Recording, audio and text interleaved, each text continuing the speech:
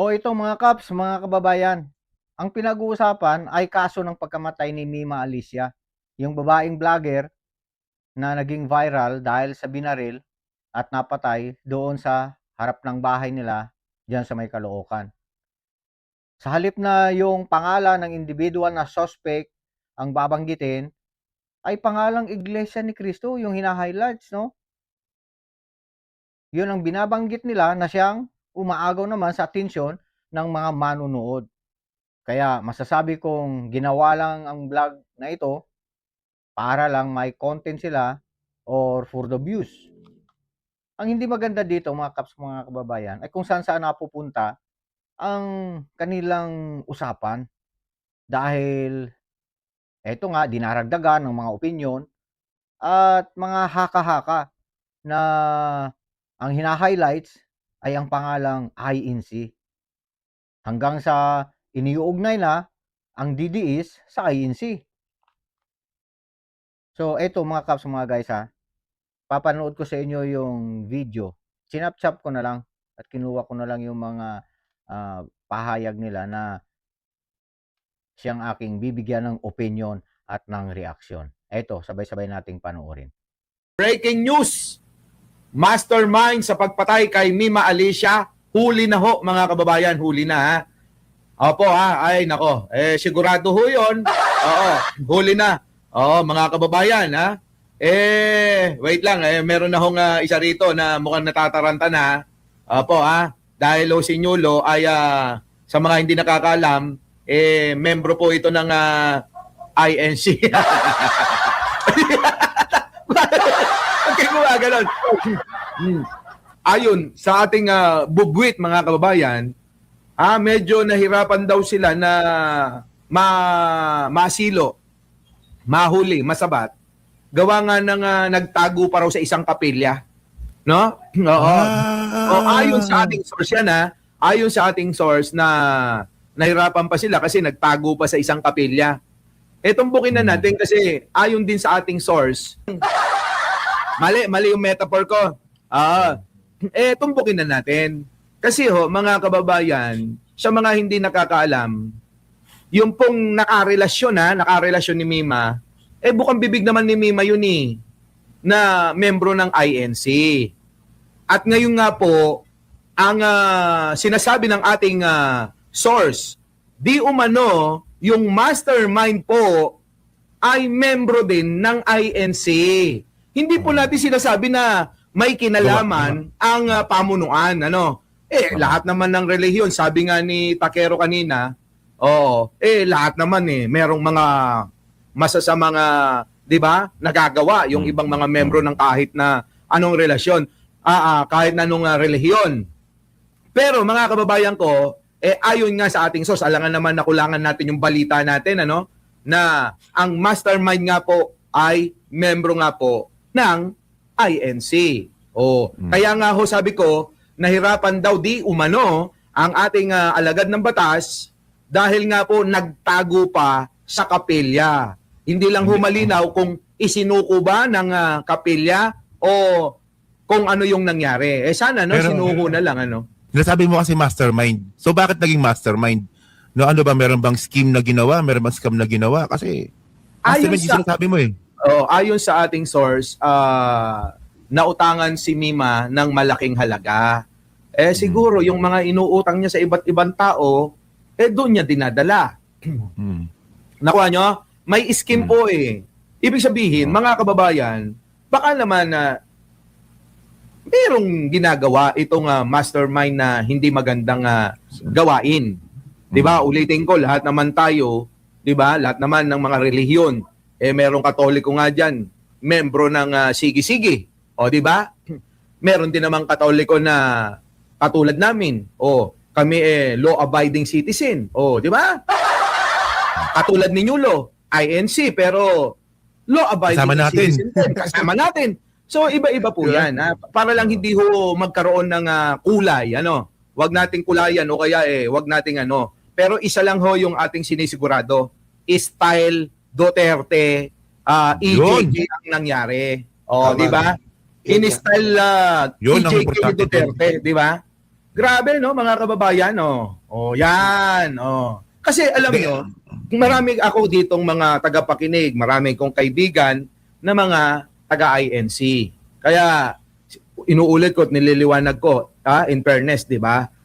Para sa ano tayo, no? Maging patas na sa pagbabalita. Eh, hindi naman tayo katulad ng mga DDS na kahit walang punik, kinukunik. Di ba? Oo, tingnan sa akin, talagang legit info to, boss. Opo. Oh. 'Di ba? Yan ang sinasabi ko na maging patas tayo sa lahat ng pagkakataon. 'Di ba? Huwag nating ikatuwa yung mga bagay na gusto nating marinig pero hindi naman totoo. Oh, maraming ganung klaseng tao eh. Maganda pero malinaw dito Nyolo, no, yung mga nang scam kay Mima, miyembro ng INC. Pero walang kinalaman dito yung Wait lang. mismong pamunuan. Wala. Ganon ang ibig sabihin natin. Hindi naman lahat bantay yan ng pamunuan eh, 'di ba? Oo. Hindi naman bantay ng tagapamahala lahat yan eh. Pero kapag ka hindi mo alam. Oh, pagkaalam mo na, dapat kumilos ka na. Ganon. Pero by the way, Insan, balik tayo dun sa dun sa scheme kay Mima. Ikwento mo ano talaga nangyari? Ano ba talaga nangyari? Ano yung kinalaman ng 7? Ano yung kinalaman ng 2? Hindi ko alam. Tayo sarado naman na sa Okay. kaso na ito dahil tayo lang naman eh, mga nakikichismis daw sa mga kung ano na yung development. Kasi Ganun, pero diba? bakit pito? Bakit pito yung hinuli, no? Talaga napagtulungan talaga si Alicia, ibig sabihin. Baka naman Baka naman na sabi nga unang balita membro ng sindikato. Yan. Baka na sindikato talaga dahil marami. Kasi ito may naalala ko na binanggit si Mima na gusto niya ng magpa-convert talaga ng INC. Sabi niya sa akin, Boss Mike, magpapa-convert na kaya ako ng INC. Sabi ko, bakit? Bakit? Wala naman akong tutol doon, di ba? Kasi yan pananampalataya yan. Oo nga Sabi ko, naman. bakit? Anong dahilan? Di ba? Kasi yung boyfriend ko, yung boyfriend na kasama, na barel, INC rin.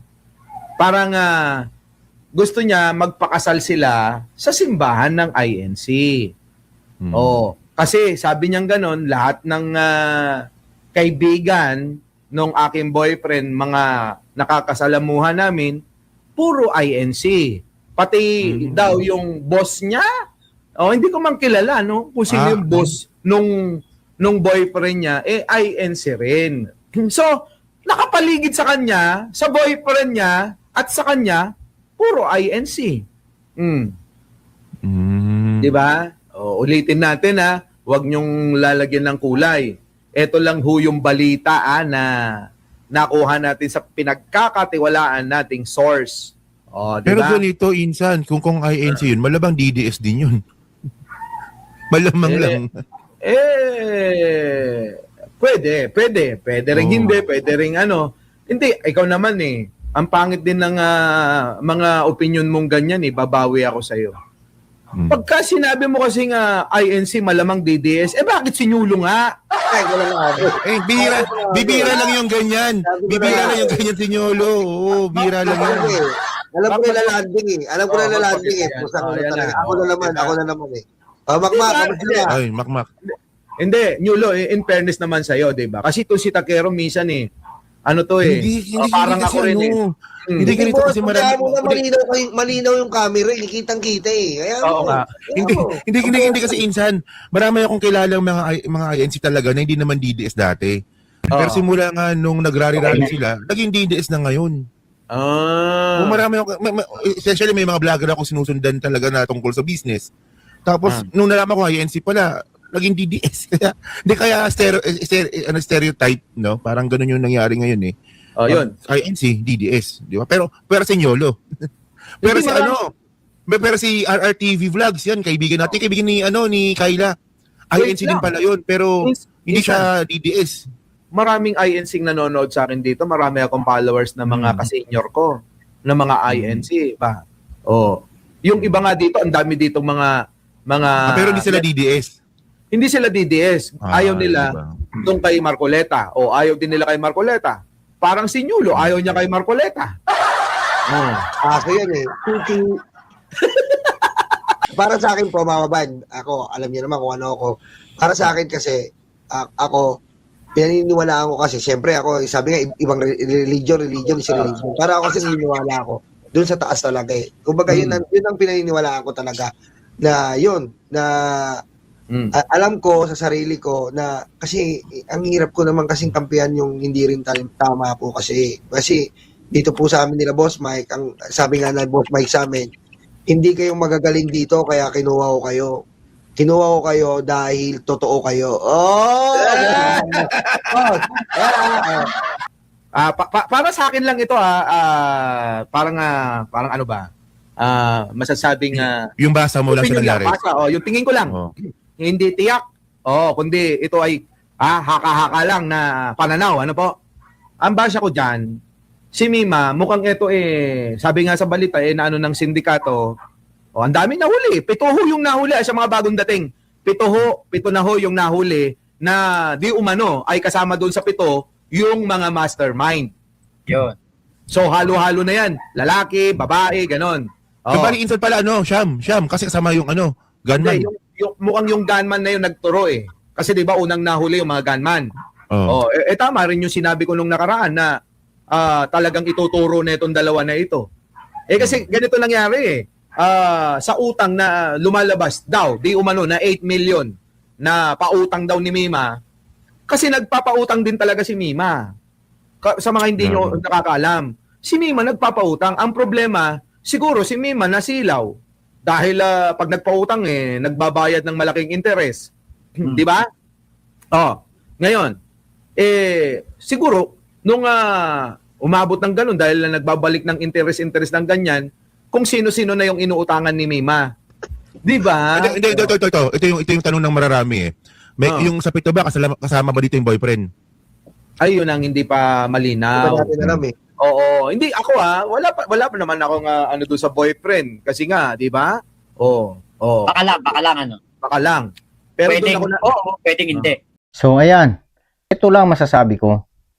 Hindi naman bobo or tanga ang mga membro ng INC sa mga motibo ninyo. Na kahit pa nagsasabi kayo or nagpapasintabi kayo na porket hindi naman ninyo nilalahat ang Iglesia ni Cristo or INC o mga membro nito, ay alam namin ang direksyon at tinutumbok or yung tinutukoy ng inyong mga pag-uusap. Ako bilang isang membro ng relihiyong yan, ay hindi ako konforme sa inyong programang yan. Hindi yan maganda para sa akin. Ewan ko lang, no? Kung totoong INC member nga, yung isang kasama niyo dyan, yung si tinatawag niyong Nyulo, dahil kung tunay na membro yan, ay hindi siya papayag na gawin ang content na iyan na nakikita natin na pinupulutan ninyo sa usapan ninyo ang pangalang INC. Bakit hindi yung pangalan ng individual na suspect, no? Ang inyong babanggitin dyan. Kung wala pang nailalabas na mga pangalan, wag muna kayo magpangalan na INC ang gagamitin ninyo para sa kanila. Hindi ninyo alam kung paano ginagamit ang pangalang INC, mga parikoy. So, hindi ninyo alam na kapag binabanggit ang INC, ay kaming lahat ng mga membro ang tinutukoy niyan. Huwag kayong gagamit ng mga pangalang INC kung hindi ninyo alam ang kahulugan nito. Dahil mapapasama lang kayo sa amin. Yang kasama ninyo na si Nyulo ay tahasang kinukundin ako yan, yung mga sinasabi niya. Kung ang kanyang kung ang kanyang pinili ay yung pakikiisa sa inyo para lang sa content na yan, abay masasabi kong isang katraidoran yan sa amin. No? Sa amin na totoong mga miyembro ng INC. Baka siguro INC lang yan, no, sa katawagan. Pero malamig yan, no, sa pagiging membro ng Iglesia ni Cristo. At walang alam sa mga tuntunin ng mga tunay na membro nito. o sa loob ng INC.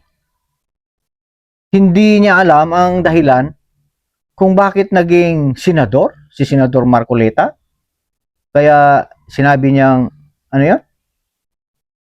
May sinabi siya laban kay Senador Marcoleta, di ba? Ipinakita niyang hindi siya kaisa ng pamamahala ng INC at sariling kalooban niya ang kanyang nagiging batayan. Saka malinaw naman sa totoong mga pangyayari na kung bakit suportado ni Senator Marcoleta ang Duterte.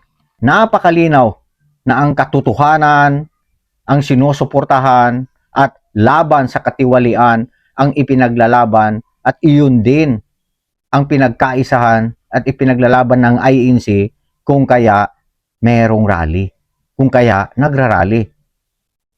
So hindi niya alam yan, no?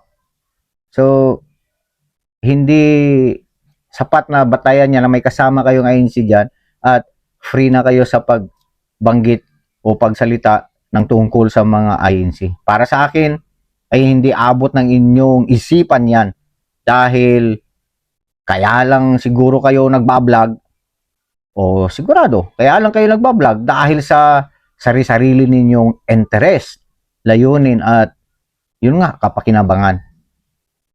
At alam ko na matatalino kayo, pero wala naman sa tamang hulog. Sayang lang at hindi nagagamit sa tama.